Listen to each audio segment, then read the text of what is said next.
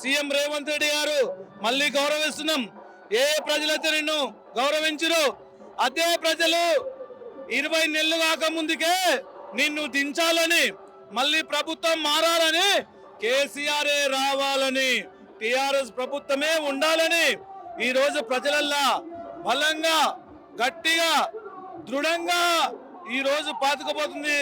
రేవంత్ రెడ్డి గారు మీరు బీసీలు అని చెప్పి బీసీలతోనే మోసం చేసుకుంటూ బీసీల పేరు చెప్పుకుంటూ రాజకీయ ప్రభావం గడపొద్దు.